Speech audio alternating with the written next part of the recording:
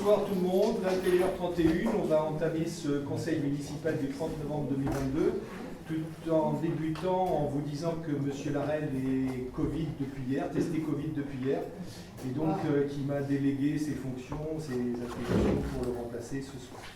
Donc je vous prie de bien vouloir m'excuser, parce que c'est la première fois que ça m'arrive, si jamais ça déraille. En plus ce soir ça va être assez sopo, donc c'est tombé sur moi. Quoi, donc on va... absent, je vois Sandrine Georges, absente, tout au moins pour les premières questions. Ensuite, donc, Didier Larel me donne ses pouvoirs, Françoise Groussard donne ses pouvoirs à Michel Trappier, Aurélie Jolin donne ses pouvoirs à Claire Bourgeois.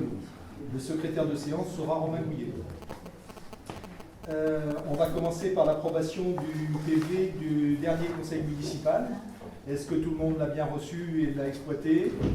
Est-ce que tout le monde est... Est-ce qu'il y a des contre? Non, juste une petite question. Enfin, je veux savoir s'il y avait eu des avancées sur le groupe de travail dont on avait parlé pour la sobriété énergétique. S'il y a quelque chose qui a été avancé ou pas. Concernant les panneaux solaires? Non, sur la sobriété énergétique. Il y avait des propositions qui avaient été faites sur le dernier conseil. Et avant ça, on avait dit qu'il y aurait un groupe de travail qui se mettrait en place pour... Alors sincèrement, il n'y a rien qui a évolué encore. Je suis en train d'essayer de me remémorer ce qui avait été dit. Rappelle-moi en deux mots ce qui avait été dit.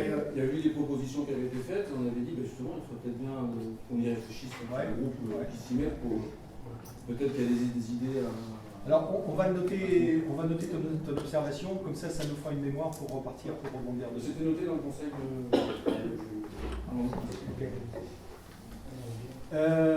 donc, personne contre, des abstentions, des pour. Ok. Sandrine Georges, elle va venir ce soir, c'est ça? Parce que pour moi, elle est absente. Je l'ai dit. Depuis le mois d'avril, je crois qu'elle vient un petit conseil. Elle est absente. Quelqu'un a des nouvelles?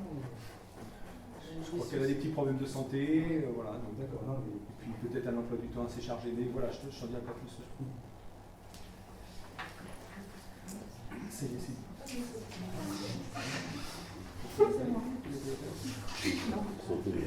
On va commencer par une délibération concernant la politique territoriale d'équilibre de peuplement et pour donner un avis sur le plan partenarial de gestion de la demande et d'information du demandeur de logement social pour le territoire de l'agglomération de La Rochelle.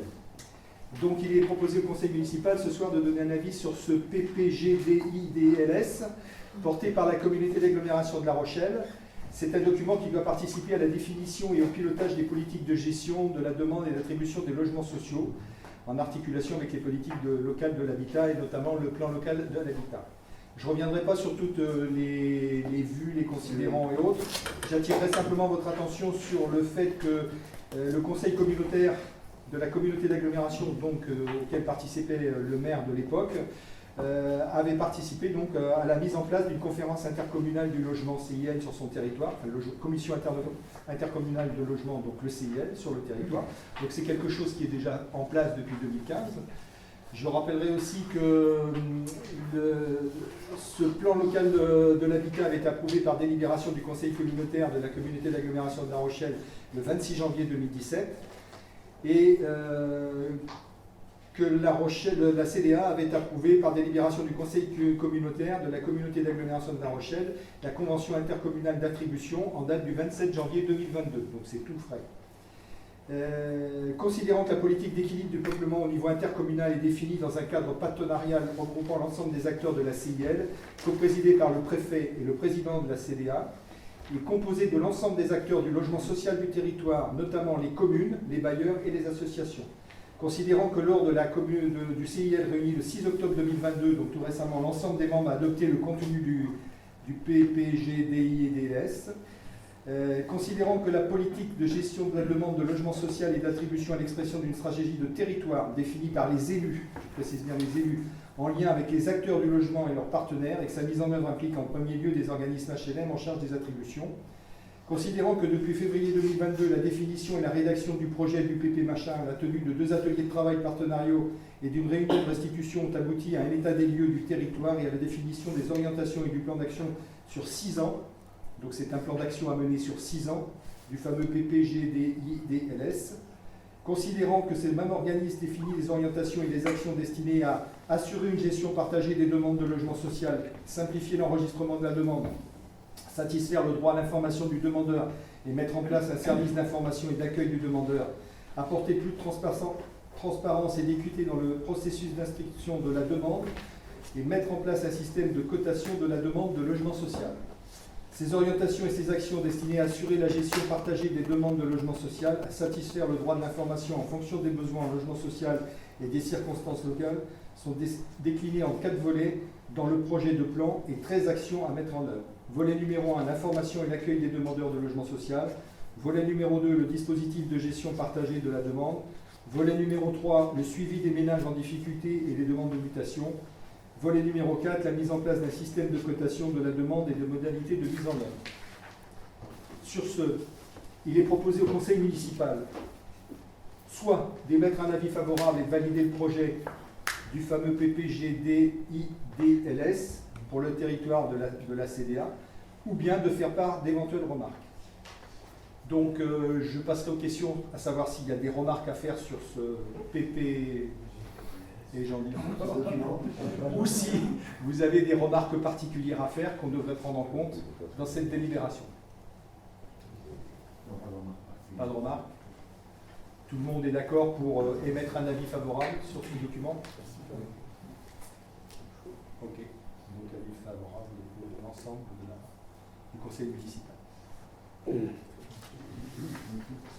L'affaire suivante concerne la société publique locale, baptisée SPL, départementale. Existe dans le département la société d'économie mixte, SENDAS, qui est chargée des études demandées par les différentes collectivités dans l'élaboration de programmes d'infrastructure. Toutefois, cette SENDAS était assez limitée dans la mesure où elle ne projetait que des études. Pour compléter son programme d'action, le département, en copiant sur des départements où ça existe déjà, a décidé de créer une société publique qui s'appelle la SPL, qui sera chargée du montage des opérations du début jusqu'à la fin. C'est-à-dire que la SENDAS va produire l'étude, et ensuite, cette SPL sera chargée de l'assistance à maîtrise d'ouvrage et de la maîtrise d'œuvre. Pour que cette SPL soit constituée, il faut que le département, je vais vous en dire plus, que le département cotise, que la CDA, la communauté d'agglomération de Saintes et celle de Rochefort cotisent aussi, que les communautés de communes d'Aunis-Atlantique, de Cœur de Saintonge, de Gémozac et de la Saintonge viticole, de l'île de Léron, du Val de Saintonge communauté, cotisent aussi. Et il est envisagé, quand cette société sera créée, ce qui est en cours, qui est pratiquement fait là, à l'heure où je vous parle, de faire entrer dans cette société les communes qui le voudront bien, en leur proposant d'acheter 3 parts à hauteur de 100 € la part. Donc tout ça, ça fera une société, et les communes qui auront adhéré à cette société, bien sûr, seront partie prenante dans le partenariat avec cette SPL. Donc on a tout intérêt, surtout dans les circonstances nous qu'on traverse, puisqu'on a décidé de faire étudier notre projet de rénovation des vestiaires de foot et de création éventuellement d'une maison entre guillemets médicale par la SENDAS. Donc pour compléter, si vous voulez, cette étude, on aurait besoin de cette SPL qui allégerait considérablement toute la procédure administrative, tous les appels d'offres, marchés publics et tout ça, puisqu'on ne sera plus contraint à toute cette démarche. On passera après à l'autre délibération, puisqu'on va d'abord, je vais vous demander de délibérer sur votre accord, en vous demandant votre accord d'approuver la participation de la commune au capital social de la SPL départementale à hauteur de 300 €, soit 3 actions d'une valeur nominale de 100 €, et ce, une fois que la SPL sera immatriculée. C'est bien ce que j'ai dit tout à l'heure, la SPL est en cours de constitution, c'est pratiquement fait avec les participations, départements, CDA, machin. D'acquérir à cette fin auprès du département de Charente-Maritime 3 actions d'une valeur nominale de 100 € chacune, soit au total 300 €, et d'autoriser le versement de la totalité de cette somme en une seule fois, laquelle sera prélevée sur le budget principal de la commune. Monsieur Trappier, ici présent, approuvera ce choix. Donc, est-ce que vous approuvez cette entrée dans la SPL? Une question avant. Oui. Pourquoi ils n'ont pas fait ça au travers de la CNDAS? Pourquoi c'est une structure juridique spécifiquement? Vous le savez ou pas? Non. Non. Parce qu'il y a certainement des raisons juridiques, mais ça paraît bizarre qu'ils ne l'aient pas fait. Parce Au travers de la CNDAS. En fait, la CNDAS, au départ, est une société aussi.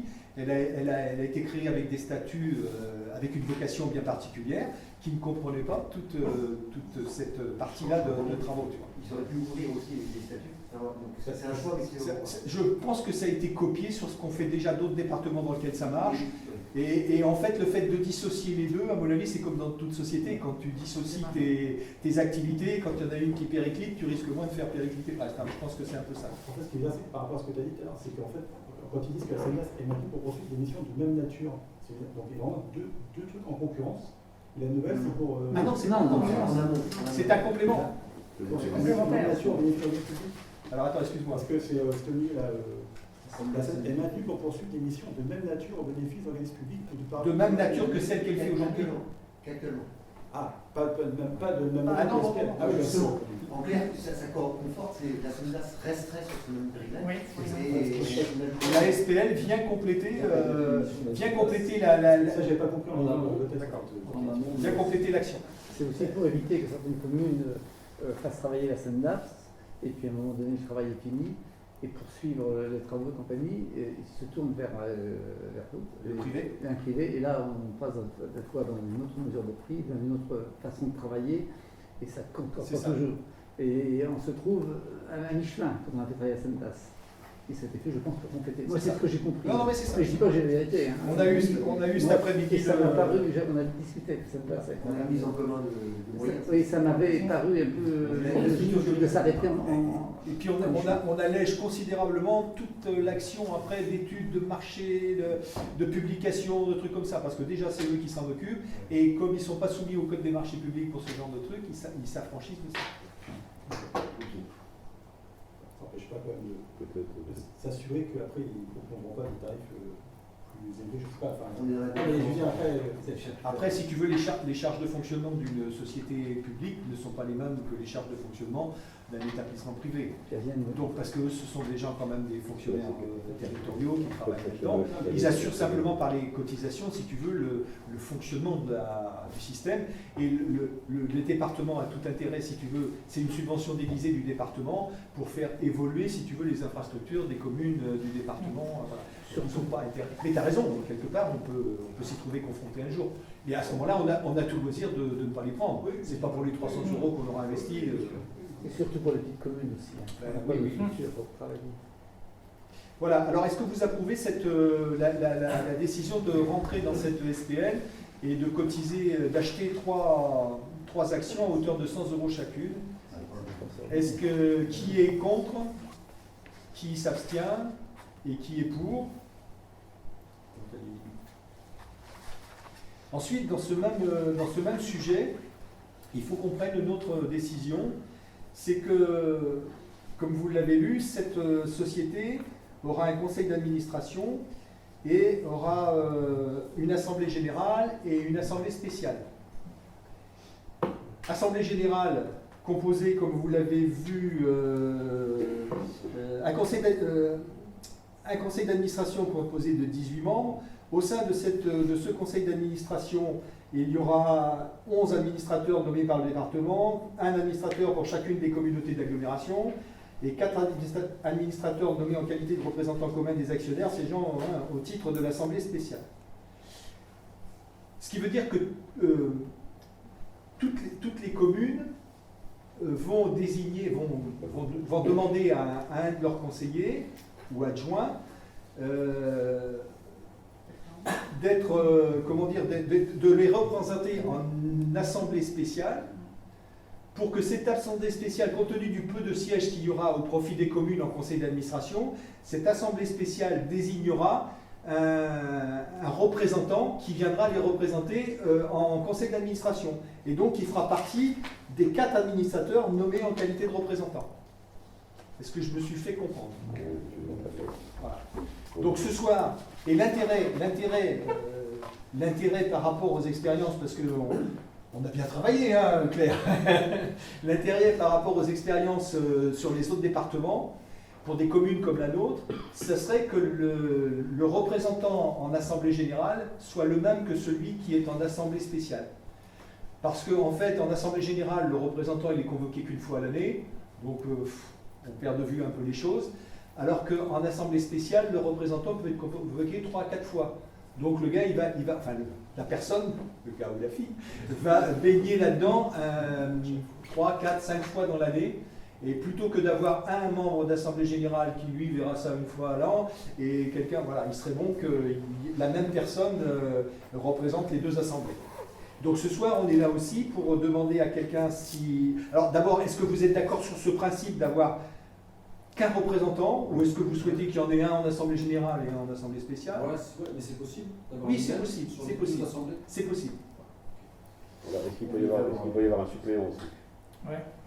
Alors, il peut y avoir un suppléant. Non, c'est pas prévu. C'est dommage, parce que c'est vrai que s'il y en a un qui est malade, Oui, mais Quand il y a pas de suppléant, c'est dommage. Mais Ah ouais, non, mais c'est- vous voyez que c'est pas prévu. ouais, j'ai bien vu, j'ai bien vu. Et on n'en a pas, c'est vrai que dans la...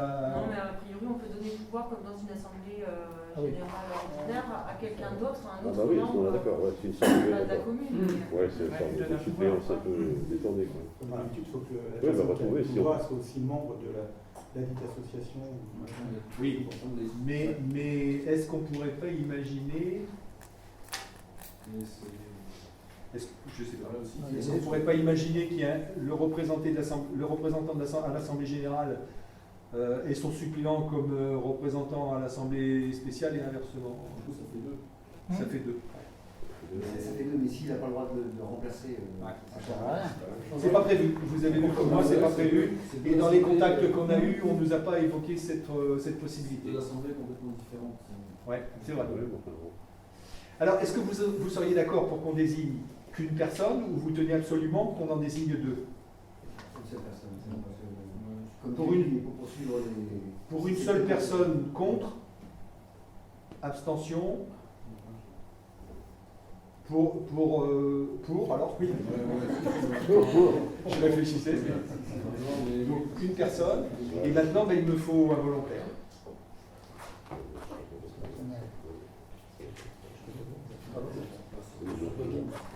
Est-ce que quelqu'un serait intéressé par cette fonction? Qui n'est pas une fonction technique, qui n'est pas. C'est une fonction de suivi administrative. T'es intéressé, Maurice? Non? Non? C'est dommage. Est-ce que parmi les élus d'opposition, quelqu'un voudrait participer? Non, je pense que c'est plus un adjoint pour un suivi de ces dossiers-là qu'il faut qu'il soit dessus. Moi, je pense que c'est quand Puis, même. Michel, il Ouais, faudrait avoir essayer quelques de- connaissances techniques, peut-être, non? Non. Là, c'est purement Si c'est pour écouter et puis dire oui, bon. c'est administratif. Si c'est juste pour lever la main à l'Assemblée générale, Alors, parmi les adjoints, C'est pas se déranger. personne. Le prochain qui rentre dans la salle. Bah, je me dévoue là. Ou monsieur le maire, il y a pas d'idée. Monsieur le maire. Il sera en suppléant. Alors, est-ce qu'il y a des contre à ce que je sois désigné? Non, non. Des abstentions, des pour? Bon, ça va. Je trouve que t'as le feeling. C'est le fils. Michel, vous avez... c'est vrai qu'il faut que ce soit quelqu'un Ça me dérange qui pas. à la coupe des dossiers. Non, non, mais je concorde, mais bon, il était normal qu'on demande à quelqu'un.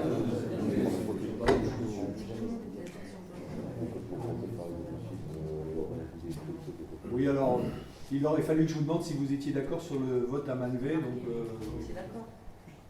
donc tout le monde a levé la main. Bon, donc on va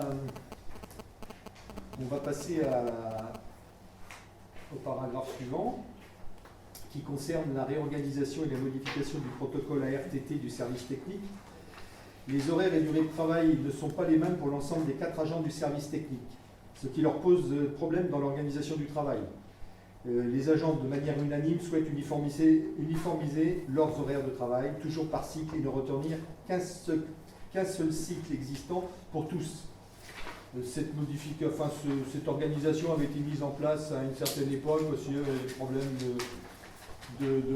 d'humeur entre personnel et tout. Ces choses-là se sont aplanies et tout va pour le mieux dans le meilleur des mondes en ce moment. Et les agents, pour un meilleur rendement, une meilleure organisation, préféreraient maintenant avoir tous les mêmes horaires. Et les agents ont changé aussi. Et les agents ont changé, le chef a changé, enfin voilà, et tout se passe très bien. Donc dans ces conditions, il n'y a pas de raison qu'on reste sur des errements qui n'ont plus lieu d'être. Alors, je vais vous lire tout ça là, vite fait, quoi. Non, je vais pas tout lire. Vite fait, le décompte du temps de travail effectif s'effectue sur l'année, la durée annuelle de travail ne pouvant excéder 1607 heures sans préjudice des heures supplémentaires susceptibles d'être accomplies. Ces principes d'indemnisation garantissent une égalité de traitement en ce qui concerne le temps de travail global sur 12 mois, tout en permettant des modes d'organisation et de ce temps différents selon la spécificité des missions exercées. C'est ce qui se passe actuellement. Aujourd'hui, si on va un peu plus loin, l'organisation du service technique, donc les saisons, les cycles de travail sont de novembre à février pour le premier cycle, de mars à juin et de septembre à octobre pour le second cycle. Et il y a un cycle un peu critique qui est le troisième cycle en juillet et août. Donc ces cycles seraient conservés de la même manière. Il n'y avait qu'un seul agent qui était concerné par une différence d'horaire. Voilà. Qui faisait le même nombre d'heures à l'année que les autres. Hein, Donc maintenant tout le monde travaillerait de la même manière de novembre à février en 17 semaines à 33,75 35e, en faisant tous les jours de la semaine 8h à 12h, 13h15, 16h, donc 6h75. De deuxième cycle, mars à juin et septembre à octobre, 26 semaines à 39,75, 35e, donc tous les jours de la semaine 7h45, 12h, sauf le vendredi 13h, 16h45, 8h, donc pour tous ces jours-là, et le vendredi 13h, 16h30, 7h75. Et donc le troisième cycle qui est un peu plus pointu, juillet-août, 9 semaines à 37h50, 35e. Et tous les jours de la semaine, de 6h à 12h et de 13h à 14h30, donc 7h50 par jour. Soit une durée de travail annuelle de 1944,75 heures au lieu de 1820 de durée légale annuelle, plus 7 heures au titre de la journée solidarité, soit 117h75 de plus. Les agents bénéficient de 16 jours de repos compensateur. Alors, 6 jours sur le premier cycle, 10 vendredis sur le deuxième cycle et pas du tout sur le troisième cycle. Les vendredis sont déjà, c'est déjà défini que ce sera des vendredis. Oui, ça peut changer parfois en cours d'année, mais en début d'année, on programme l'horaire RTT pour. C'est pas, ils se mettent d'accord, tel vendredi, et c'est un roulement. On est toujours au moins 3 agents qui restent sur la commune. Il y a des calendriers Il y a tout au départ. Parfois, on ne le tient pas pour des raisons. Donc le maire propose d'adopter cette suggestion telle que présentée pour une prise d'effet à compter du 1er janvier 2023. On peut, réglementairement, on peut leur imposer 10 jours sur 16, parce qu'on leur impose de prendre des vendredis. Il n'y a pas de souci réglementaire, c'est pas la moitié. Par la moitié du nombre de jours par l'employeur peut être imposé et le reste peut être libre. Bon, après, ça passe d'un commun accord. C'est passé. Non, mais c'est c'est pas un commun accord, mais là, dans le texte, c'est marqué qu'on leur impose 10 vendredis. Ouais. Pas lesquels, mais on leur impose des vendredis. Quelque part, on leur impose 10 jours sur les 16. On est au-dessus de la moitié. Est-ce qu'on est dans les clous? Regardez si on est dans les clous ou pas. Après, on peut marquer 10 jours sur le deuxième cycle, tout en sachant que c'est des vendredis. Non, mais voilà. Ouais. C'est juste sur le nom vendredi qui peut-être. N'oublions pas quand même que les jours de congé, et dont les RTT font partie, sont à la diligence de l'employeur. Sur une partie. Sur Sur une partie, pas sur tout. C'est là-dessus que je Oui, qu'il y avait les vendredis. quand on parle de congé, on est sur une partie. Mais il semble que sur les RTT, c'est 50% peuvent être imposés par l'employeur. Et 50% doivent être à la même chose. Il faut regarder, mais vu que c'est déjà un accord avec eux, il suffit de modifier juste le texte. Non, mais on va mettre 10 jours sur le deuxième Voilà, cycle. sachant qu'ils prendront le vendredi. Ça. On ne met pas le vendredi. Ouais. C'est juste ça, quoi. D'accord. Bon, tout le monde est... C'est pour qu'il n'y ait pas dans Ouais, c'est la merde. Non, mais c'est sûr. Question complémentaire, juste pour savoir, c'est est-ce que vous allez faire un impact financier de cette modification? Aucune. Ça ne va pas être grand-chose, mais c'est juste Non, pour zéro, savoir. zéro. Zéro. Ah, Il y a une augmentation d'heures. Non, augmentation d'heure. C'est la répartition qui est différente. Il y a une répartition qui est différente. Oui, c'est vrai que plus ça fait 2 heures. Ça va pas. Non, parce qu'ils ont ce jour de RTT qu'ils avaient pas. Il y en a un qui n'avait pas de RTT, donc maintenant il se trouve avec des RTT et D'accord. il travaillait le même nombre. Il n'y avait pas quelqu'un qui était favorisé par le nombre d'heures, tout le monde faisait exactement le même nombre d'heures d'une façon différente. D'accord. C'est tout. Il n'y a pas une augmentation. C'est encore mieux.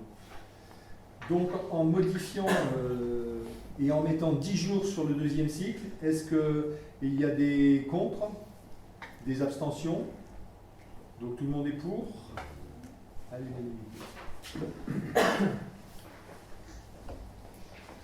Merci beaucoup. Le prochain chapitre concerne la création d'un emploi permanent non titulaire pour le poste de seconde cuisine. Alors, on est obligé de passer par cette modification du tableau d'effectifs, parce qu'on avait envisagé de recruter un agent titulaire et on n'a pas trouvé parmi les candidats. Donc on s'est orienté vers un agent non titulaire, donc qui sera contractuel. Et donc il faut pour cela modifier le tableau d'effectifs sur un poste qui aura une durée hebdomadaire de 29,26/35e.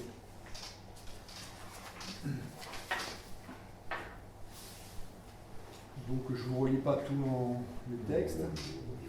Donc le conseil municipal, sur rapport de monsieur le maire et un président des mairies, décide de créer un tableau des effectifs avec un emploi permanent de non titulaire pour le poste de seconde cuisine à temps non complet à raison de 29,26/35e. Et l'agent affecté à cet emploi sera chargé des fonctions suivantes: réaliser, valoriser, distribuer les préparations culinaires, gérer les approvisionnements et stockage des produits et denrées, remplacer la responsable du restaurant scolaire en cas d'absence, assurer un mercredi sur 2 la restauration pour l'accueil périscolaire. Cet agent justifie d'un CAP de cuisine et d'une expérience professionnelle reconnue dans le métier de la restauration, et notamment de la restauration collective. Sa rémunération est fixée sur la base de l'indice de rémunération 352. Et le tableau des effectifs sera modifié à compter du 1er janvier 2023, date à laquelle ce monsieur prendra son poste. Alors c'est un monsieur qui était recruté après combien d'entretiens? 6, 7? On a fait 1, 2, 3, 4, 5, 6. 6 entretiens, donc ça. Hein, voilà. Donc la première personne qui avait été jugée la plus apte et qui était vachement volontaire pour venir a décliné. Au moment où on lui a confirmé on la retenait, elle a décliné pour des raisons salariales tout simplement, parce que où elle travaille, elle a un temps complet. Donc, voilà. Et donc on a recruté quelqu'un qui a priori présente de bonnes compétences aussi, et qui même se propose de venir là prochainement pour faire une journée avec les personnels pour voir comment. Voilà, donc, Monsieur Antoine Dorido-Galipo. tout a été dit. Donc, est-ce que vous êtes d'accord sur la modification de ce tableau d'effectifs? Qui est contre? Il y avait combien de candidatures recevables lors du juge de compétence? Pardon? Combien de Il y avait candidatures combien de recevables? candidatures recevables? N'ont été reçus que les gens qui avaient le diplôme. Oui, non, mais. D'accord. C'était. Recevable. Toutes celles qu'on a vues. Oui, c'est ça. 6. 6. Ouais. Et parmi les 5 autres, il y avait personne, vous n'avez pas numéroté les personnes 1, 2, 3, 4, 5. Parce qu'il aurait pu y avoir un deuxième qui finalement Un désistement. pouvait convenir en cas de désistement, justement. C'est C'est ce qu'on a fait là. En 1, on avait mis une personne Qui s'est désisté. à qui on a dit vous êtes retenu sur le poste. Oui, mais vous n'avez pas mis un second après? Au vu des 6 candidatures, vous Si, n'avez pas mis un Après, c'est celui qui a été recruté. Si, en 1, Ah oui, on a mis en une tant que personne. titulaire, vous en aviez combien? 2. Ah, ça, titulaire. je voulais on revient- savoir. Ah oui, on revient sur la non, procédure, pardon. Non, Tu on n'étais revient pas sur allé la jusqu'au bout de. procédure titulaire. Oui, voilà, c'est ça. Pour moi, c'était Personne évident, mais. Titulaire, on en avait 3. Mais les deux autres, franchement, on avait une personne qui venait qui était à l'armée. De l'armée de l'air, ouais. Et en plus, il lui fallait une réponse tout de suite maintenant, c'était tout un protocole, une procédure. Et puis une autre personne qui venait de loin, qui n'était pas du tout dynamique, qui n'a plu à personne dans l'entretien. Donc du coup, le numéro 2 était un agent non titulaire. Oui, donc en fait, lors de ce jury de recrutement, il y a aussi bien des titulaires que des non-titulaires. Oui. Là, c'était ouvert aux non-titulaires. Et je rappelle que je n'ai pas participé à la sélection, puisque ma fille s'était portée candidate, mais qui n'a pas été vue parce qu'elle n'avait pas les diplômes. Voilà, hein, ça soit très clair. Et cette personne, elle pourrait être mise en stage en prendre de moyen. Oh bah oui. Il a quel âge 30, 35. 35, oui. C'est un jeune. C'est un jeune, oui, non, parce qu'arriver à un certain âge, titulariser, c'est pas le Non, lui, là, C'est quelqu'un qui habite en Vendée, là, qui a déjà travaillé à Pulboro, je crois, à la commune de Pulboro. La commune, il est de 91. Pardon? Il est de 91. Ce qui veut dire qu'au bout d'un an, s'il a donné satisfaction, au bout d'un an, à la limite, il pourrait être mis en stage. C'est ça. Bien sûr. D'accord. Donc, est-ce que tout le monde, est-ce qu'on avait voté là-dessus? On était à contre, rien, abstention, pas d'abstention, et d'accord à l'unanimité. Hein. Voilà, c'est parfait. Merci beaucoup. On va passer aux affaires périscolaires et à l'autofinancement de la maison des jeunes par la vente d'objets sur le marché de Noël. Donc, le marché de Noël qui va être organisé le 14 décembre. Va permettre de vendre des objets qui sont fabriqués les mercredis sur les temps périscolaires. Il vous proposer, on va voter là pour les tarifs, pour que les tarifs soient inscrits et autorisés et que les recettes soient autorisées à entrer en régie. Donc pour les ventes de sujets de Noël, il est proposé 1 €. C'est les sujets de Noël, c'est la coquille Saint-Jacques avec la petite bougie, enfin, le dessin fait par les enfants avec des paillettes, et puis je me souviens plus, je les ai vus, mais voilà, c'est ce genre de truc. Pour les objets do it yourself, les kits créatifs, c'est 2 €. Et alors c'est pour ça que je n'étendrai pas, parce que là je ne sais pas ce que c'est. Et pour les calendriers, c'est 5 €. Donc est-ce que vous êtes d'accord pour valider ces prix-là? Contre? Abstention? Pour? À l'unanimité, merci. Le paragraphe suivant revient sur les tarifs du périscolaire et du restaurant scolaire. Alors, vous allez me dire qu'en ce moment on en parle beaucoup, mais en fait ça a son importance. On a fait une commission intéressante là-dessus. Ce que vous allez trouver là sur le tableau qui vous est projeté n'est pas forcément le reflet de ce que vous avez reçu. Parce qu'on avait fait une petite erreur, Romain a attiré notre attention ce matin dessus, donc on a retravaillé sur ce que Romain nous a fait comme remarque, et on a retravaillé sur une autre ligne dont je vous parlerai tout à l'heure. Donc cette commission a proposé des revalorisations de tarifs, mais a aussi proposé que l'on revoie les QF qui n'étaient pas déterminés pour tout ce qui est stage. C'est-à-dire qu'au départ, les stages étaient fixés avec 3 tarifs aussi, mais pour un QF inférieur à 760, pour les foyers relevant du régime général et pour les foyers relevant des autres régimes. Alors le régime général, c'est les régimes de sécurité sociale, et les autres régimes, ça peut être la MSA ou tous ces régimes qui ne sont pas de la sécurité sociale. Donc là, on propose de passer les tarifs des stages avec les 3 QF comme on l'avait fait précédemment pour toutes les autres activités scolaires, périscolaires. Ce qui fait qu'on ne reviendra plus maintenant dessus, ce genre de truc, et on aura un tableau de marche qui vous sera proposé à chaque délibération et qui sera pour tous les tarifs, qui sera pour toutes les activités avec les mêmes QF. Standard. Donc, pour le premier tableau qui concerne donc les stages, on supprime la distinction de régime général et autres régimes. On harmonise les QF, on applique un supplément pour les gens hors commune et enfants non scolarisés à Saint-Rogatien pour un montant de 2 €, et on applique une déduction de 3 € pour les PAI. Parce qu'on s'aperçoit en fait que les PAI, ils étaient à 1 €, je crois, ce qui n'était pas suffisant en déduction. Et on revient sur le tarif de la demi-heure avant 9 h et après 17 h. Pour harmoniser, avant, ces tarifs étaient à 0,88, 1,04, non, à 0,80, 0,90 et 1 €. Mais pour harmoniser avec les tarifs de demi-heure du périscolaire, on vous propose que les tarifs demi-heure stage soient les mêmes que les tarifs demi-heure périscolaire. Ce qui nous ferait que ici, dans le tableau, on serait à 0,99 pour le premier QF, à 1,10 pour l'autre et à 1,20 pour le dernier. Et comme ça, quand vous tournez la page, vous trouvez ces mêmes tarifs dans les propositions de tarifs périscolaires, tarifs à la demi-heure. Et on ne se pose plus la question, tout le monde a le même tarif à la demi-heure, que ce soit en périscolaire ou en stage. Pas d'observation là-dessus, c'est clair? C'est un des changements dont je te parlais tout à l'heure qu'on a refait depuis.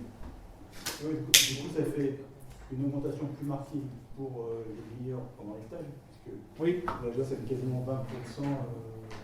Oui. Le deuxième, il augmente de 20%. Donc, de 90 à 1,10, à peu près 20%, c'est ça? Tous à peu près, ils sont à 20%. Ah oui, c'est à 20 centimes. Donc, pour ce stage-là, du coup, ça harmonise, mais ça augmente quand même de manière un peu plus importante. Ouais, mais bon, les gens se poseront plus de questions. Les enfants qui sont, voilà. C'est ceux qu'on donne le plus qui augmentent le plus. C'est le tarif inférieur à 60, à 760 qui a une augmentation la plus forte sur le moment par rapport à C'est là qu'il faudrait effectivement plus modérer l'augmentation. On passe de 80 à 99. Oui, mais à ce moment-là, il faut aussi la modérer pour le périscolaire. Ouais. Oui. On est d'accord pour l'harmonisation. Après, il y a moins de journées, j'imagine, en stage qu'en périscolaire. Donc l'augmentation, ça touche moins de personnes. Il y a moins de demi-heure. Moins de demi-heure. Les stages, il y a quand même moins de stages par année. Oui, c'est pas comparable. Sauf que ça peut coûter plus cher à la collectivité parce que justement, comme il y a moins de personnes en stage, et en fonction du taux d'encadrement. Oui, enfin bon, après, vis-à-vis des familles qui voient les augmentations, ça touche moins de situations quand même. Enfin, c'est pas quelque chose qui est majoritairement utilisé. Enfin, utilisé. C'est que l'augmentation sur le périscolaire est moins forte. Et du coup, celle-ci est plus forte justement pour uniformiser les tarifs. Oui. Il n'y en a pas sur le périscolaire d'augmentation en tarif à la demi-heure. Ah oui, enfin il y a l'augmentation des 10, 15, 20 qu'on a. Celle-ci, elle est. Oui, mais voilà. Celle-ci, pour pouvoir équilibrer, elle devient beaucoup plus forte. Mais là, on a privilégié l'harmonisation. Non, mais c'est ça. Voilà. Pour les mercredis, on maintient les tarifs existants.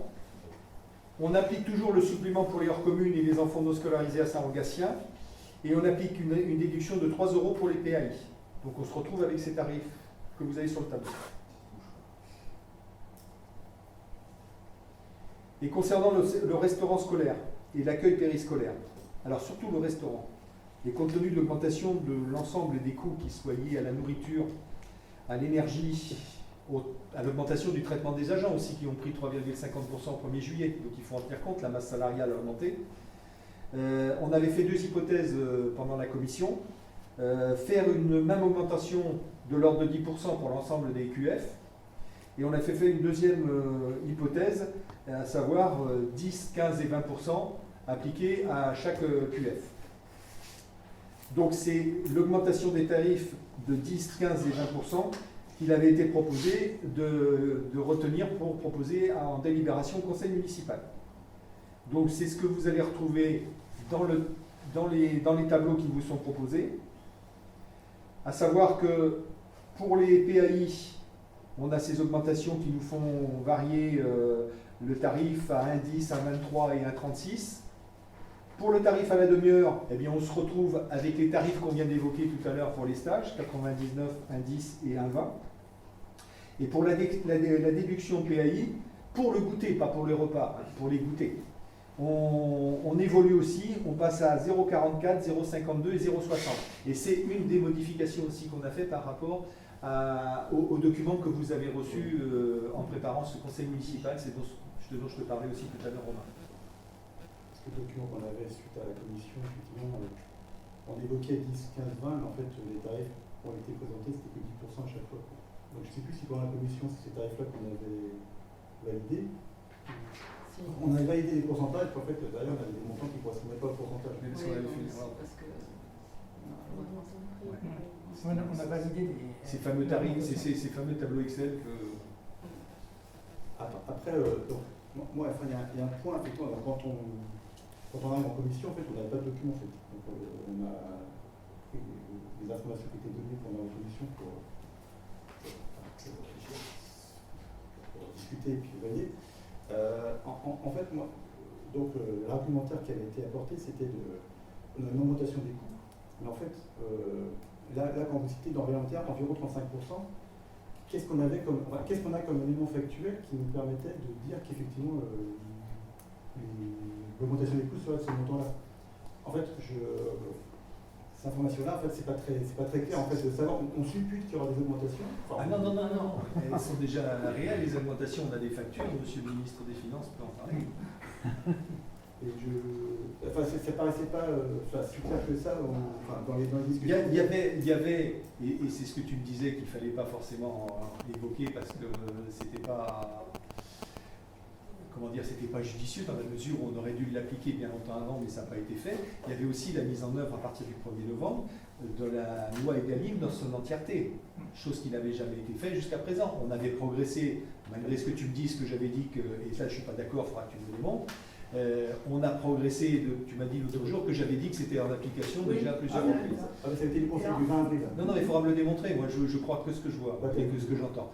Donc, oui, mais il faudra, mais tu ne l'as pas fait. Moi, j'attends. On a mis en application la loi Egalim en progressant avec mes petits moyens depuis que je suis arrivé, mais j'imagine que ça avait été fait par Pierrick avant. Et là, au 1er novembre, on est en plein dedans. Ça y est, totalement. Et donc là, les coûts, on commence à les ressentir. Oui. Parce que c'est plus la même chose. Non, mais donc il y a une partie. Et moi, j'ai aussi, là, on dit l'énergie augmente de 300-400%. Après, quelle est la part du coût de l'énergie sur les frais qui concernent la part d'apport? Enfin, je veux dire, non, mais oui, mais enfin, je veux dire, pour justifier en fait l'enveloppe d'augmentation globale qu'il fallait essayer de trouver. Voilà, enfin, c'était la difficulté, c'était que en fait. Je trouve que c'est pas trop exagéré. Et on a aussi un souci.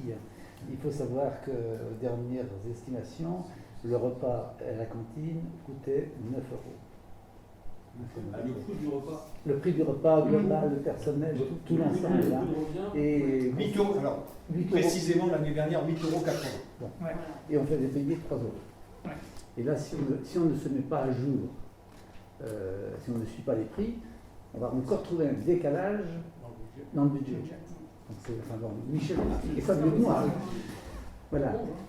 Après et ça peut être une volonté de dire que la cantine elle coûte 1 €. Hein. Ça oui, coûte rien, ça se défend. Après, que l'ensemble des coûts soit supporté. Enfin, je ne sais pas si ça reprend du coup l'ensemble des coûts supplémentaires supportés par les parents qui font manger leurs enfants. C'est ça qui n'est pas forcément non plus la proportionnalité qu'il faut avoir. Quoi. Je veux dire, la commune peut quand même ne pas imputer toutes les augmentations sur les familles. C'est une décision politique. Mais on n'a pas tout imputé, hein, parce que sur l'augmentation, je crois que la commune en prend les 2 tiers et les familles en prennent 1 tiers. Mais ça, en fait, c'est pas forcément. Enfin, comme on est, quand on a la commission, on n'a pas forcément ces informations-là pour pouvoir bien mesurer finalement le. Au départ, on disait la commune 50%, les familles 50% du coût du repas. Là, on est à 2 tiers. Et là, aujourd'hui, on a laissé partir les choses et c'est irrapatable. Et il y avait du coup un autre point aussi pour lequel je n'ai pas eu de réponse, c'est effectivement, donc, dans la loi Egalim, on doit faire 20% de bio sur les montants qui sont dépensés. On doit au moins avoir 22% de bio, hein, c'est ce que j'ai dit. Non, pas de dépenses en général. En fait, c'est 50% de produits soit bio, soit label, voilà, de qualité, hors taxe. Et sur le montant hors taxe à l'année. Voilà. Et la question que j'avais, c'était, bon, du coup, on a appris qu'effectivement, jusqu'à présent, on ne suivait pas, on pensait le suivre. Aujourd'hui, quel indicateur on peut avoir pour s'assurer qu'on respecte du coup bien la loi Egalim? Il y a une traçabilité tous les jours faite par le restaurant scolaire. Non, mais financièrement, est-ce qu'on a la possibilité régulièrement de savoir exactement parmi les dépenses qui sont faites, est-ce qu'on est bien dans les 20 ou les 50% de... Aujourd'hui, on n'est pas capable de le faire parce qu'on n'a pas forcément reçu encore la facture de fin novembre. Il n'y a que la facture de fin novembre, enfin du mois de novembre, qui va nous permettre de faire une analyse du montant des produits répondant aux labels, différents labels et bio qui vont bien par rapport aux autres produits qui vont. Donc c'est tous les mois pour cette facture, hein. Alors, D'accord. pardon, excusez-moi de préciser que la loi Egalim, ça ne se voit pas sur un mois. Il faut la juger sur une année. Oui, mais C'est pas sur un mois, il ne faut pas être dans Egalim. non, justement, mais c'est pour ça, la question c'est, entre avoir une information qu'au bout d'un an et se rendre compte, ah bah mince, on n'était pas peut-être on respectait pas le Egalim, et avoir une granularité un peu plus fine pour s'assurer qu'on n'est pas en train de dévier et qu'on reste dans la cible qui est donnée. C'est ça, je ne pas. Parce que moi, j'ai même évoqué la facture, on l'a en mai, je sais pas, ça a été abordé, que peut-être une facture en mai, je sais plus, on le saura en mai. Et du coup, voilà, est-ce qu'il faut. Enfin, moi, ça me gêne de dire on va attendre une facture dans très longtemps pour. Et se rendre compte si on n'était pas dans les clous. Quoi. Non, alors on n'attend pas une facture très longtemps, on a une facture fin de mois, enfin chaque mois, et on ne peut pas. Alors, je te disais tout à l'heure, on fera l'analyse sur cette facture de ce qu'on a acquis en label bio qui répond à la loi Egalim, et effectivement, il est fort possible qu'on soit peut-être à 60% pour le mois de novembre, ou à 40%, et que le mois de décembre soit un peu plus ou un peu moins, et ainsi de suite, mais on pourra faire un bilan global que sur l'année. Non, mais c'est de s'assurer effectivement qu'on puisse avoir un suivi comme ça sur une période un peu plus large qu'un mois pour voir un peu ce qu'il en est, pour pas se retrouver j'ai bien compris. l'année de dire bah non, en fait on respectait pas les quotas. Moi, ce que je te propose, si tu veux, c'est que lors de la prochaine réunion enfance et jeunesse où on parle de la restauration, eh bien, on remet ça sur le tapis, mais que quelques jours avant, on en parle tous les deux, puis on épluche les factures, et puis et le fournisseur précise ou pas Ah oui, tout est détaillé. Le suivi est plus simplifié. Alors, c'est fait par rapport à un logiciel, si tu veux, qu'ils appellent E-Équilibre, et qu'on trouve a priori chez eux, parce que je suis en train de chercher un peu partout, et c'est pas facile. Et c'est ce logiciel qui leur permet de construire des menus, menus que le restaurant scolaire peut modifier, mais en mettant des... C'est-à-dire que s'il y a des produits bio, par exemple, que le restaurant scolaire sent qu'ils ne vont pas être consommés, il lui est conseillé de remettre ce qui va être des produits qui seraient consommés, mais en label ou en bio aussi. Par contre, si elle retire ses produits bio et qu'elle ne les remplace pas par du bio, il faut que le mois suivant, ou enfin tout au moins, elle arrive à compenser. C'est le travail du chef de restauration. Essayer de c'est plutôt un suivi effectivement de savoir si les factures comprennent, et ça va permettre de suivre au mois le mois pour voir si on est dans la bonne direction. Mais là on est trop chaud aujourd'hui, on est que le 30, on n'a pas la facture. Et la loi Egalim, quand même, c'est quelque chose. Il faut bien voir, c'est pas par rapport au produit, c'est par rapport au prix. Oui. Et ce qui est une stupidité totale. C'est-à-dire que quand j'exagère, quand j'exagère, je dis tu mets un pot de caviar une fois par an. Et c'est bon. Bio, ça suffit éventuellement compte tenu du prix pour te faire le 50%. C'est pour vous dire mais bon. Mais il faut avoir un moyen quand même d'avoir une petite mesure. Bon, effectivement, sur l'argent, c'est pas sûr, parce que c'est difficile. C'est pas sur la quantité. Entre rien des légumes et tout ça, donc. Vous pourrez avoir un très bon maraîcher bio qui nous fournirait plein de produits, on ferait que des produits bio, par exemple en légumes, mais on serait très très loin de la loi Egalim. Parce que ça coûte beaucoup moins cher que d'acheter du rôti de bœuf à 40 € le kilo.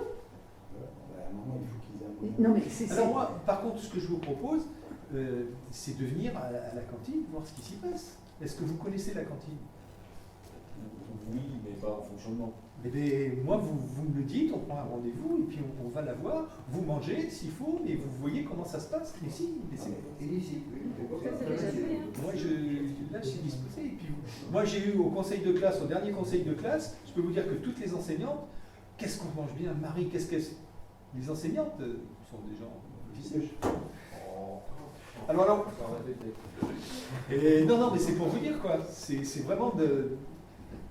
Et alors, je vais plus loin parce que dans la loi Egalim, enfin toi tu sais parce qu'on en a parlé, on traite aussi les déchets, c'est-à-dire qu'il faut minimiser les déchets, et puis il y a encore un autre point que j'ai oublié. Pas forcément quantifiable. Voilà, donc tu vois, il n'y a pas que l'histoire de l'approvisionnement en produits bio, il y a aussi le traitement des déchets, et puis il y a encore un autre point que j'ai bouffé trop. Donc c'est pareil, à la cantine, il y a des campagnes de pesée de déchets régulièrement, qui sont faites en collaboration avec la CDA. Enfin voilà, Cédric est très, très bienveillant là-dessus. Pas la réutilisation justement des produits non consommés. Non, c'est la pêche en raisonnement. Raisonné là. Pêche raisonnée. Oui, voilà, c'est des trucs comme ça aussi. Mais ça passe dans les labels aussi. Ouais, c'est différent, je crois. Enfin voilà, les explications.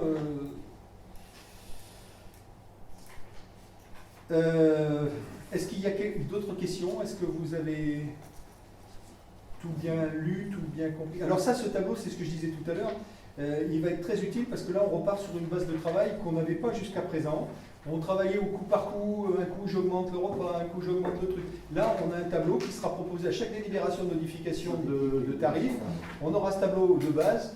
Il nous restera à traiter quand même dans une prochaine commission la maison des jeunes, parce que là, on n'a pas encore travaillé sur la maison des jeunes. Mais bon, c'est un peu différent encore.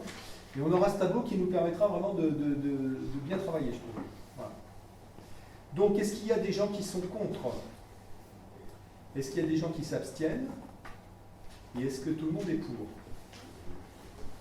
Merci beaucoup. Dans le même registre, c'est très bien de mettre l'ancien tarif et le nouveau tarif. Ouais. En comparaison, Ouais. on va vraiment rechercher. Ouais, voilà, ça c'est bien. Ouais. Continuer comme ça avec tout ça, le service. Ça a été difficile. Bon. En tout cas, voilà, c'est très bien. Ensuite, on va passer la parole. Sur le tableau, non, c'est juste genre, le signe inférieur, en fait, pas inférieur égal, en fait. Non, c'est juste, je sais pas si je suis trop pointu. Ah oui.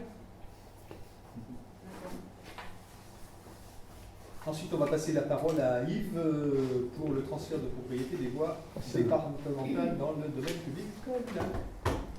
Oui, alors depuis 1998, la déviation qui a été faite, je ne vais pas tout dire ça, hein, la déviation qui a été faite, qui arrive de Clavette, qui la descend vite,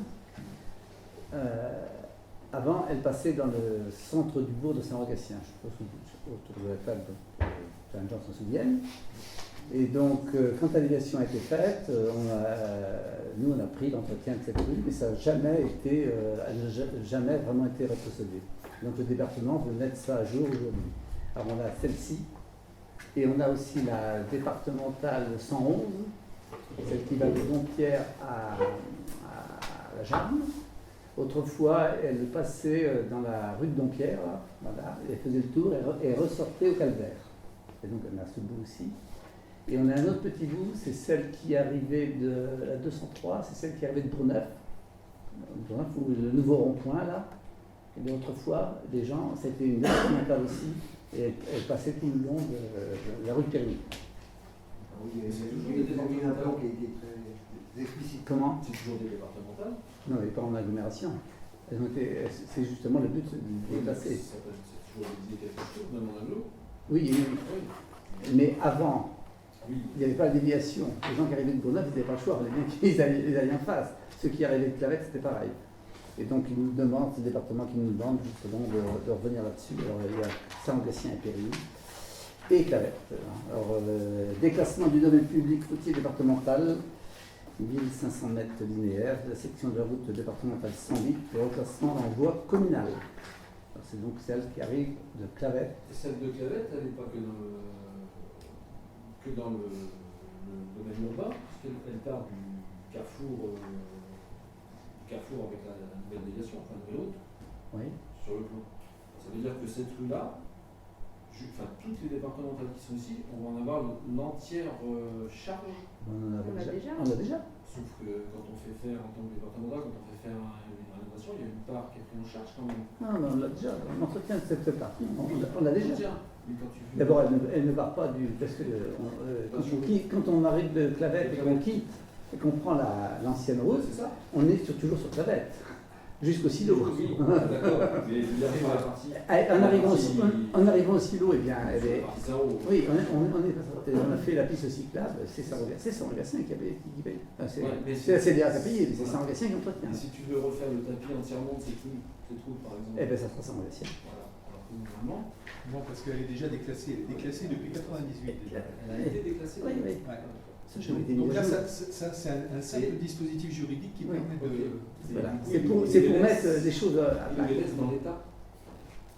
Il ne faut pas un petit geste en disant on fait un tour avant et on rétrocède ça financièrement. Si je me trompe, mais quand ça avait été déclassé, Moinet avait négocié à l'époque, ils avaient refait le bitume de toute la traversée du bourg. Oui.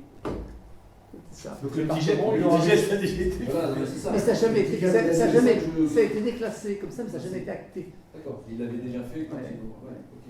C'est juste que l'acte juridique n'a pas, Voilà. n'a pas essayé. Alors on a la même chose pour le bout de route de Dompierre. Oui, mais c'est des petits. Ce petit bout là qui vient, et puis la 203, la partie département 203, qui est arrivée de Bourneuf et qui ont coupé la route et on arrivait aussi au Calvaire. Autrefois tout le monde passait là. Voilà. Donc c'est juste pour ça, c'est juste une. C'est simplement une régularisation. Une régularisation qui aurait dû être faite depuis. On avait l'entretien aussi où Comment depuis 98 alors. Oui. Bah, si ça n'avait pas été ça, on n'aurait jamais pu faire la piste cyclable. On n'aurait jamais pu se faire. Je ne sais pas si c'est le département qui avait pris en charge. Non, c'est la CDA. C'est la CDA. Donc est-ce qu'il y a des contre?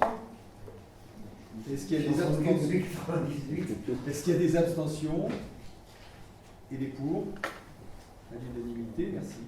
Ça, c'est régularisé. Voilà, ça sera régularisé.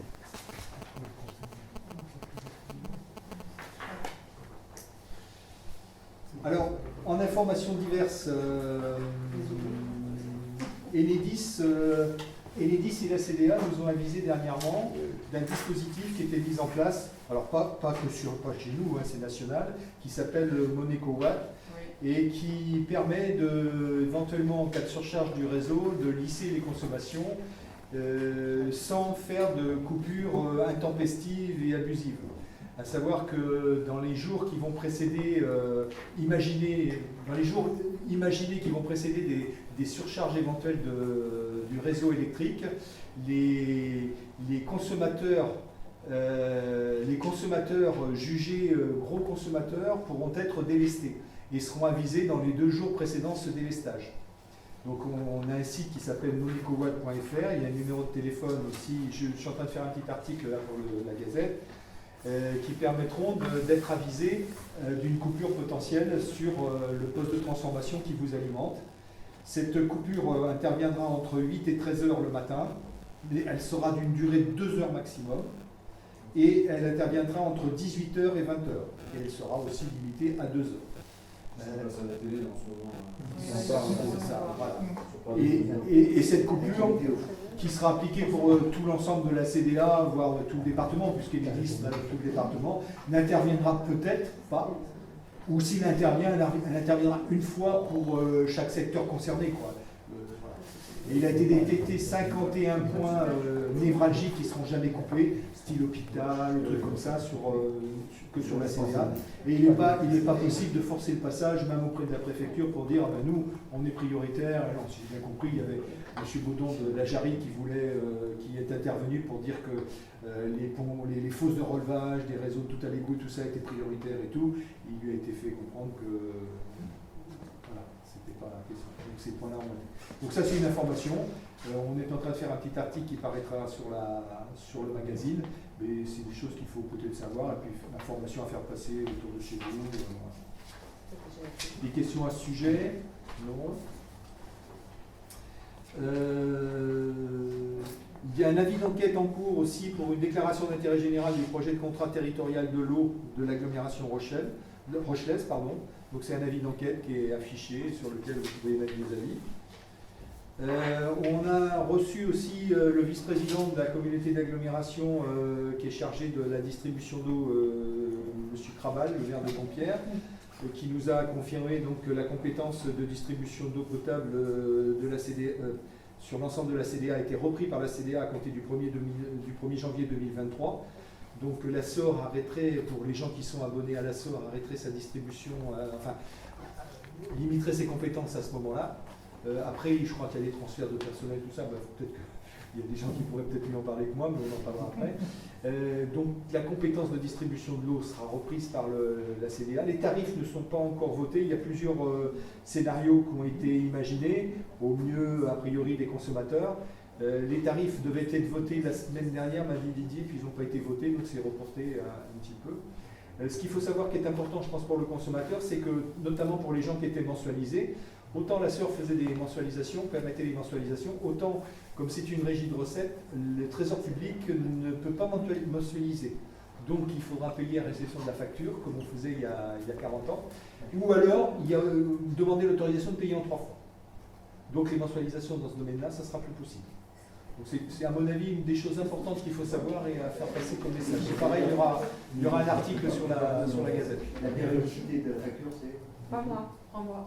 3 mois. Les prélèvements sont autorisés. Oui, Oui, prélèvement. Mais pas Et ce sera pas tous les mois. mais il n'y a pas d'échéancier. Non. Aujourd'hui, mais ils ont bien dit qu'éventuellement, ça peut. En information, vous avez vu aussi il y a des conférences et tables rondes organisées par Nature Environnement 17, animées par Pierre Lebailly, sur les expositions agricoles et risques de cancer, le 9 décembre à 14h30 à l'espace Michel Crépeau à Nieul-sur-Mer. Donc pour les gens qui sont intéressés, est-ce que tu peux en parler, Romain? Non, tu es concerné, pas concerné? Non, mais j'ai pas. Oui, j'ai vu, mais j'ai pas d'autre info. T'as rien à dire là-dessus, d'accord. Claire, tu veux bien parler du Téléthon? C'est en cours. Nous avons quelques soucis avec des personnes covidées qui sont annulées au dernier moment, d'autres qui n'avaient pas vu que les inscriptions étaient à faire avant le 23 du mois.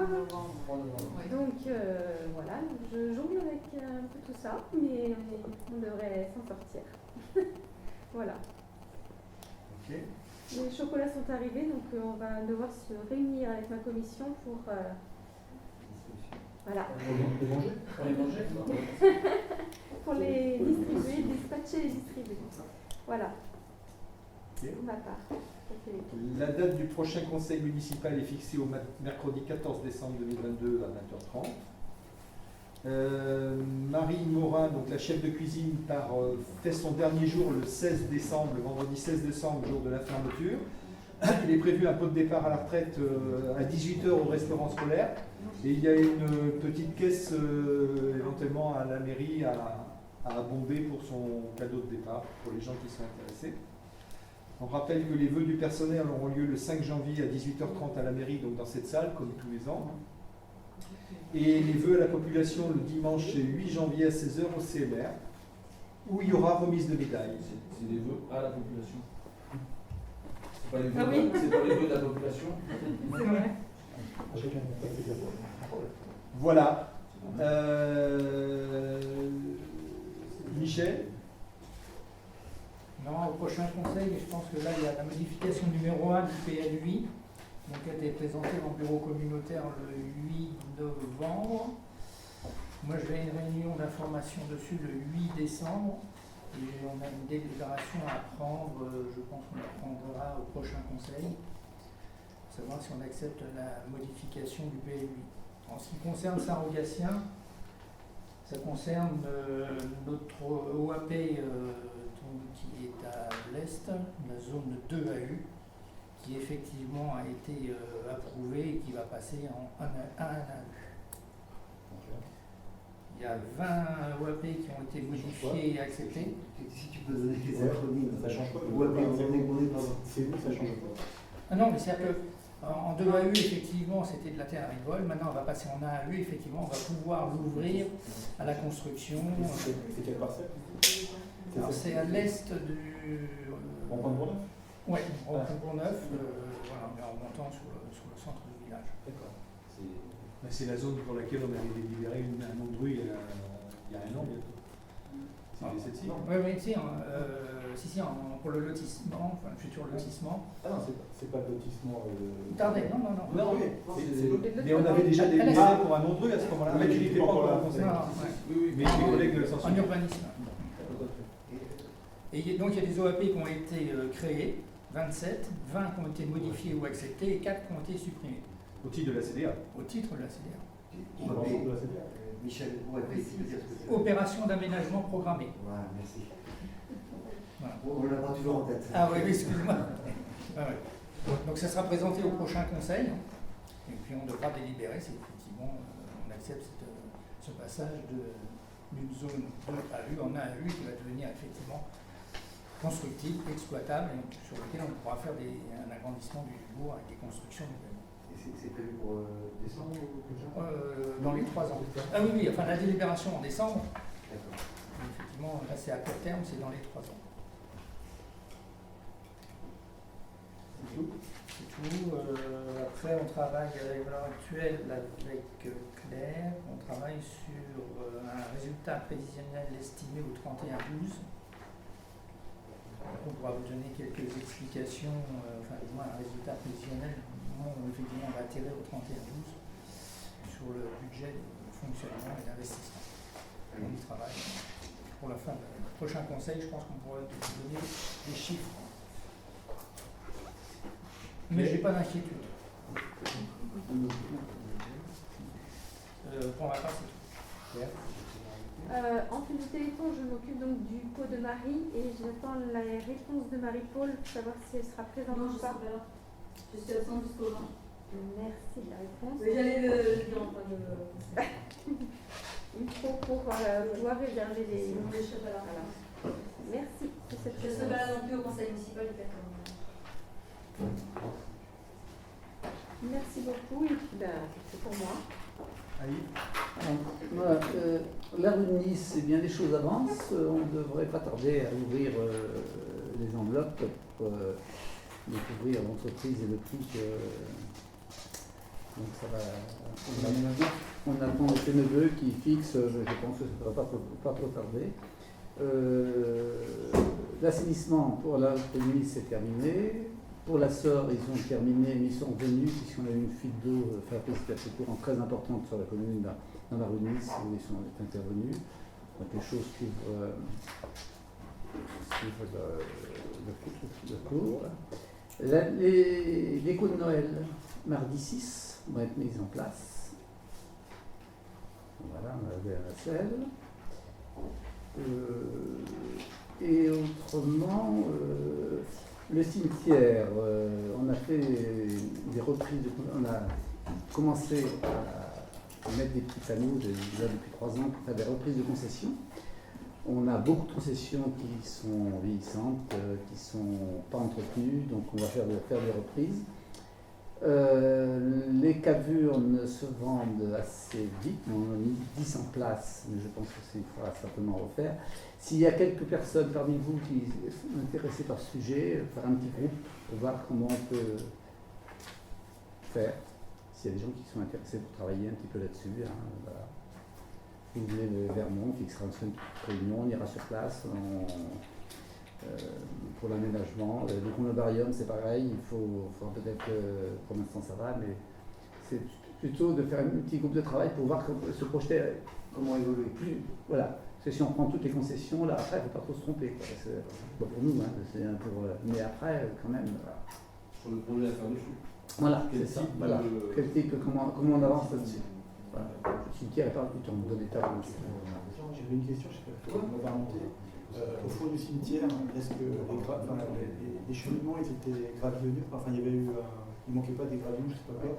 Alors, oui, c'est Madame Briand qui m'avait parlé. Le cimetière, on n'a pas mis de gravillons, on fera quelque chose devant la tombe de Pauline si c'est nécessaire. Mais en réalité, on voudrait bien, le but, ce serait que ça soit enherbé partout. Plutôt que de remettre des gravillons, en fait. Alors c'est aujourd'hui la tendance dans les cimetières de laisser l'herbe pousser dans les... Que l'allée centrale soit propre, bien entendu, voilà. Mais bon. Parce que par exemple, si vous voulez tout ça, c'est compliqué. Quoi. Alors non, mais l'an dernier, c'est qu'il y a eu il y a eu 2 tombes, 2 espaces qui avaient été achetés par des habitants il y a déjà quelques temps et qui ont fait des caveaux. Ils sont nus comme une pelle. Et ils ont tourné autour, forcément, voilà. D'où l'intérêt, si on dit un petit groupe de travail, de voir comment on peut aussi éviter que ces choses-là se reproduisent, peut-être en installant peut-être même la commune, nous-mêmes les caveaux et les revendre après. Parce qu'il y a des gens qui achètent, par exemple, ici, et puis ils sont 10 ans sans y toucher, puis à côté, il se fait 3 caveaux, quand ils reviennent pour creuser, risque de détériorer, risque de faire ce qui s'est passé. Voilà. Alors s'il y a des gens qui sont intéressés, ils reviennent vers nous. On te désignera quelqu'un. Oui, pas de souci. On va en parler entre nous. Voilà.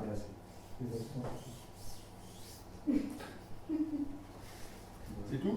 Bon, moi, Il y a deux points quand même que je vais vous donner parce que vous êtes questionné peut-être de temps en temps par nos administrés, et personne n'en a parlé ce soir alors qu'on en parle à chaque fois, c'est la boulangerie. Donc, le boulanger a décidé d'ouvrir que court en janvier, parce qu'on a eu des problèmes ils ont pris du retard dans l'aménagement intérieur, on a eu des problèmes avec Enedis pour l'alimentation, ce fameux câble qui doit arriver du poste de transformation, donc ça va commencer, la tranchée va commencer lundi, il y en a pour 15 jours, et Enedis nous a promis de mettre sous tension le 16 dans l'après-midi, sous réserve que le client ait son mensuel et tout ça. Mais j'ai vérifié avec l'électricien, l'APA avait passé, il n'y a pas de problème, il a envoyé son dossier à Consuel, on va voir la réponse, je lui ai dit qu'il m'envoie dès qu'il recevait, donc ça ne devrait pas poser de problème. Et donc la boulangerie, le boulanger, quand on a attiré son attention, a dit non, ça serait idiot d'ouvrir le 16, j'aurais pas le temps de former mes gens, mes produits sont pas bons. Donc il a pris sa décision d'ouvrir qu'en janvier. Donc ça, au mieux. Après c'est son problème. Nous on aura fait ce qu'il faut. Donc ça c'est une information, certainement les gens vous questionnent souvent. Et la deuxième du même style, c'est l'éclairage public sur le lotissement Les Bourdines. C'est pareil, une chose simple est devenue rapidement difficile, mais normalement ça doit être solutionné le 8 décembre. Enedis, c'est pareil, le technicien arrivait pour mettre en service, sauf qu'il y a un appareil qu'il faut changer, mais sauf que le technicien qui vient, il n'est pas habilité pour rentrer dans le poste de transformation, et qu'à chaque fois il dit, sur son compte rendu, pas possibilité d'accès. Ils envoient, alors je téléphone, je passe 1 heure au téléphone, deuxième technicien, pas possibilité d'accès, donc il a fallu que, voilà, et donc je suis arrivé à faire intervenir quelqu'un le 8 décembre, Inch'Allah. Donc ça, c'est les gens vont vous questionner. Ça veut dire que d'ici la fin de l'année, ça devrait fonctionner. Ah oui, après sous réserve quand même que la pendule soit réglée, parce que si la pendule n'est pas bien réglée, il faudra qu'on voit avec le SDER.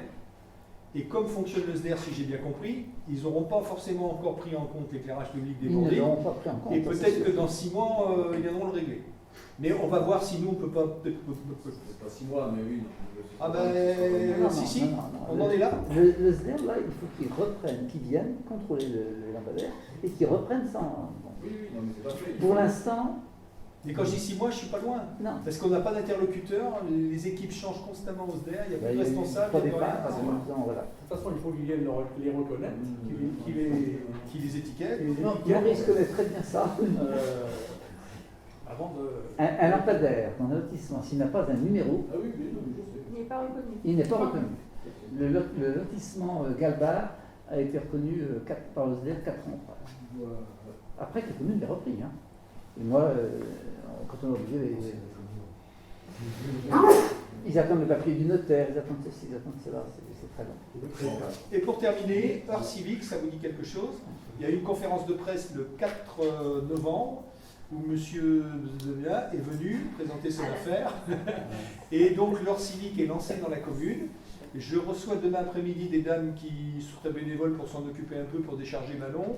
Et voilà, si vous voulez vous inscrire. Alors l'heure civique, vous connaissez le principe, j'en avais déjà parlé une fois, c'est essayer de donner 1 heure à quelqu'un qui en aurait besoin dans tous les domaines possibles, de l'assistance à la personne. Voilà.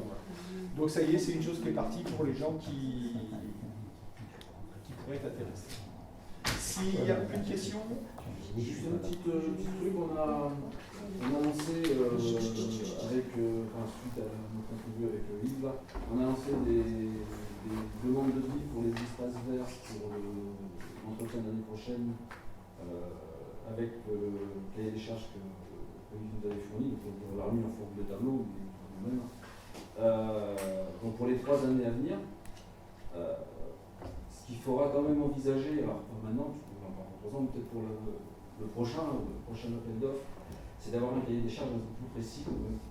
Parce que là, on se retrouve avec, quand on regarde un peu d'un peu plus près, avec les 3/4 de ce qu'on demande de faire. Donc il n'y a aucun descriptif, à part le fait de dire vous ferez un peu de ça, un peu de ça, un peu de ça.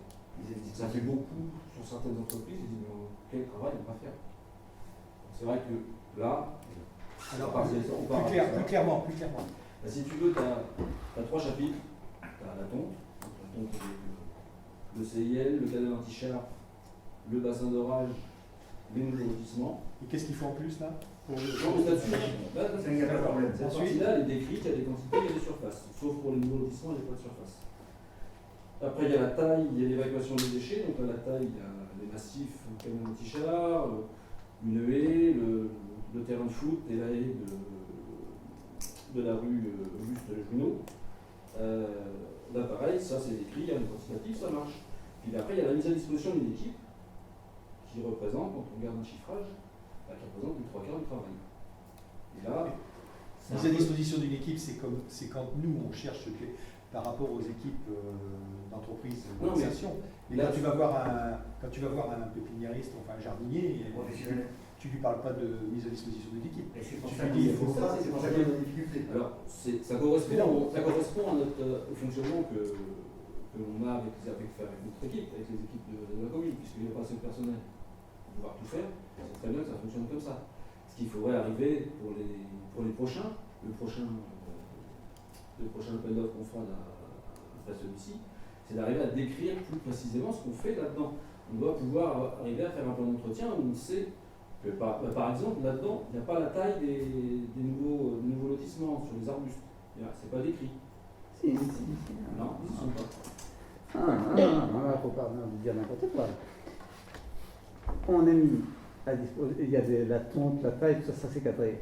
On demande, mais on demande de nouveaux lotissements, ils sont entretenus et entièrement entretenus par l'équipe de l'IGD aujourd'hui. Oui, c'est-à-dire qu'ils viennent, ils font aussi bien de la taille, ils font aussi bien du conseillage. Et nous, c'était mis en place pas pour rien, pas pour le plaisir, c'était mis en place parce qu'on a une équipe restreinte, 3 personnes. C'est ce que je viens de dire. Mais le jour où on a besoin de ces gens-là pour aller à Galdar, on les envoie à Galdar. Ce que je veux dire qu'il faut qu'on arrive à faire, c'est que tout l'entretien espace vert de la commune, depuis de nombreuses années où c'est fait, on doit savoir les fréquences où on passe, on doit savoir le quantitatif. Je prends l'exemple, il y en a d'autres d'ailleurs, je prends l'exemple justement des arbustes et des massifs des nouveaux lotissements. Il n'y a pas de descriptif. On ne sait pas combien il y en a, on ne sait pas combien de fois on passe. C'est l'entretien. C'est l'entreprise à qui tu vas faire le devis qui va le décider. Non, et puis toi tu vérifies, tu lui demandes. Non, on demande rien là-dessus. On dit que vous mettez à disposition des équipes. Ah non, mais toi, mais ça, c'est nous qui demandons. Parce que nous, on sait comment travaille l'entreprise avec qui on travaille. Mais toi, quand tu vas faire ta prospection, tu sais que tu as les massifs le descriptif, c'est celui-là. Tu sais qu'il faut faire l'entretien des On n'a pas le temps en un mois de faire le travail, enfin même pas, en 15 jours, de faire le travail, le descriptif. On n'a pas l'historique. Ça, il y a très longtemps que vous vouliez vous en occuper. Il fallait peut-être prendre un peu de temps pour s'en occuper. Yves, moi je pensais que depuis le temps où ça existe sur la commune, il y avait un plan d'entretien qui existait. Il n'y en a pas. Mais le plan d'entretien. C'est pas un plan d'entretien. Mais non. Ça, c'est pas un plan d'entretien. C'est la copie du devis de l'IGD. Justement, ça fait une bonne base de travail pour faire le travail. C'est servi pour le faire. Est-ce qu'on va le faire avec ça? C'est normal. Mais c'est pour l'avenir. C'est pour pouvoir définir, donc après 2025, définir un cahier des charges qui soit plus précis que ça. Où on pourra justement avoir des réponses de différents types de sociétés, aussi bien des types d'IGD, associations d'insertion, que des entreprises privées, où on pourra les comparer vraiment. Là, on ne va pas pouvoir les comparer, c'est sûr. C'est sûr, on ne pourra pas les comparer. On va avoir ONIGD, parce qu'ils ont un tarif très très intéressant. On aura peut-être d'autres entreprises d'insertion qui vont pouvoir se positionner là-dessus, mais c'est tout. Les autres, ils ne vont pas pouvoir, parce qu'ils n'ont pas la même manière de travailler. Mais nous, on le sait, ça. C'est vous qui avez mis en doute. Nous, on veut mettre en concurrence. Qu'est-ce que vous voulez? On le sait faire, mais la mise à disposition de il ne faut pas faire de concurrence avec la mise à disposition. Vous faites le tour de la commune et puis vous leur faites voir le boulot qu'il y a à faire. C'est quoi le boulot? Mais c'est tout ce qui est décrit là. C'est quoi le boulot? Mais c'est tout ce qui est C'est décrit. le paysage. Il n'y a pas marqué, il n'y a pas les fréquences, il n'y a pas les surfaces, il n'y a rien. Ah, mais les surfaces, l'entreprise va les Les calculer. fréquences, combien de fois ils passent? Les bourdines sont mises entièrement, l'entretien se fait, l'entreprise Ballan l'a fait pour. Ils ont dit, ils ont entretenu les bourdines. Mais combien de fois ils passent? L'entreprise Ballant avait, je crois, pas me tromper, elle faisait une fois la taille et après elle entretenait, on devait l'air. C'est ça qu'il faut. Voilà. Voilà. Ça, c'est un bon entretien. Dans les bourdines, combien de fois passe l'association? À chaque fois que c'est nécessaire. À chaque fois que c'est nécessaire. Voilà. Alors à chaque fois que c'est nécessaire, le nécessaire, il a. mais Qu'est-ce qu'il le juge le nécessaire? mais bien sûr qu'il est là. Mais nous, on le juge parce qu'on a trouvé une entreprise qui est concurrente et on peut pas lancer un appel d'offres en disant à chaque fois c'est nécessaire. Eh bien alors à toi de les terminer 2 fois, 3 fois, 4 fois. Non mais alors attends, excuse-moi. Alors t'as raison. Combien de fois? Tu peux me le dire quand même. 3 fois, 4 fois dans l'année? Non mais ça dépend des espaces. Mais par exemple pour les bourdines. Les bourdines, on a jugé qu'avec l'association, ils venaient sur les bourdines 12, je crois que c'est 7 semaines. 7 semaines dans les bourdines, ils viennent à 4 en principe. Non, mais ça veut dire 4 jours. Ça représente un passage, ça? Non, mais ça. Non, ça représente. C'est eux qui viennent quand ils jugent que ça mérite de le faire. Il y a 7 semaines. Mais comme mais la tonte, c'est pareil, la tonte. Ils viennent, ils ont un contrat d'entretien sur la tonte, la partie tonte. Eh bien, non, mais là, sur la tonte, il y a marqué 8 passages. oui, mais parfois on n'en paye que 7 parce qu'ils viennent que 7 fois. D'accord. Voilà. C'est-à-dire que sur le chiffrage, tout le monde va chiffrer 8 passages sur telle surface. Mais l'avantage du système, c'est que quand on voit qu'ils ont fini là-bas, nous les gars, on les prend, on les met à faire autre chose. Ça c'est. Mais je suis d'accord avec toi. C'est une souplesse. Ou alors après. Alors qu'elles ne vous conviennent pas. Mais non, c'est pas ça. Si on veut mettre, si on veut comparer avec pour d'autres entreprises, il faut qu'on présente des choses un peu factuelles. Et moi, la mise à disposition, c'est pas fait. C'est bien sur un pourcentage du devis. Là, la souplesse, elle est sur. Mais quand on dit qu'ils viennent 7 fois au bourdin, est-ce que, qu'ils viennent 7 semaines, est-ce que en une semaine, ils arrivent à faire les bourdines et qu'on pourrait dire qu'ils viennent 7 fois? Voilà, c'est ça. Oui. Mais là, ils ont mis 2 semaines de rang parce qu'ils ont fait de la taille. Voilà. Et pour comparer. C'est comme les gars sur la commune. Alors, on va mettre. On met les gars sur la commune et on leur fait un plan à l'année. Mais ça ne peut pas fonctionner, ça. Un paysagiste, quand on lui dit qu'il faut mettre tant d'heures avec 30 personnes, il va dire 30 personnes, peut-être que 4 personnes dans l'entreprise, moi j'en ai 2 avec du matériel différent. Bien sûr. Et c'est pas comme ça qu'il faut lui dire. L'entreprise, il faut lui dire, moi je veux que ça soit toujours propre. Mais voilà. Mais ça, ce qu'on n'a pas aujourd'hui, c'est pas ce qu'on a pour pouvoir nous, on sait qu'avec cette semaine, c'est toujours propre. Ce qu'on demandait pour pouvoir faire un devis, c'est d'avoir les éléments factuels de ce qu'il y a à faire et quand il faut le faire, et tout ça. Là, c'est pas le cas. Un plan d'entretien, ça prend aussi en compte les utilisations de chaque espace.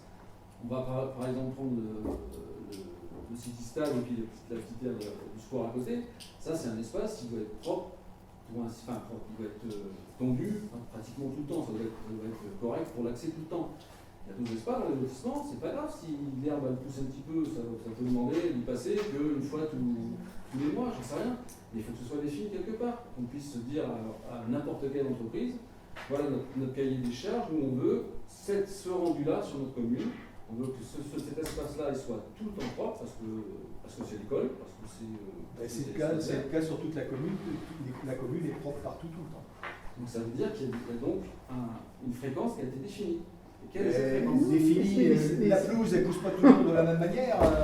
Mais ça veut dire que quand on dit qu'ils viennent 7 semaines sur les bourdines, ils font quoi en 7 semaines sur les bourdines? Eh bien, ils enlèvent de l'herbe, ils font de la taille, ils font des débroussaillages, ils font de. D'accord, c'est le type de travail.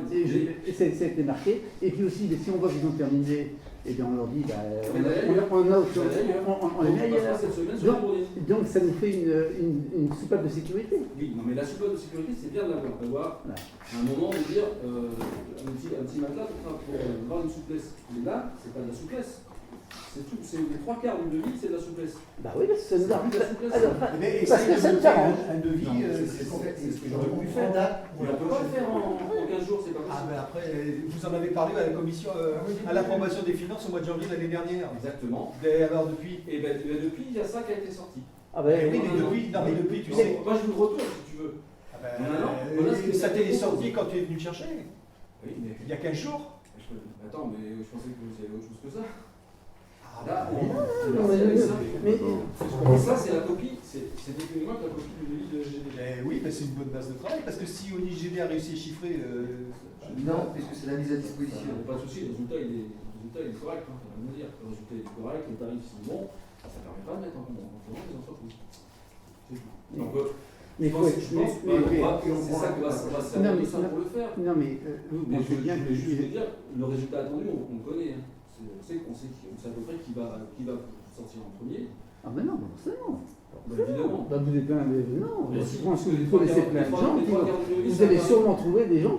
Les 3/4 du devis, c'est un tarif horaire. Mais oui, mais vous connaissez plein de gens. Vous allez sûrement trouver des beaucoup mieux. Moi, je crois. De toute façon, que ce soit de la mise à disposition ou du devis, le tarif horaire, il est toujours le même. Non, dans une entreprise, mais non, justement. sur quelque chose qui est quantifié quantifié, on ne répond pas au tarif horaire. On va continuer la discussion, mais on va mettre fin au conseil municipal, on est bien d'accord, et puis après on va continuer la discussion, parce qu'on va libérer les cycles. Donc le conseil municipal est terminé, et on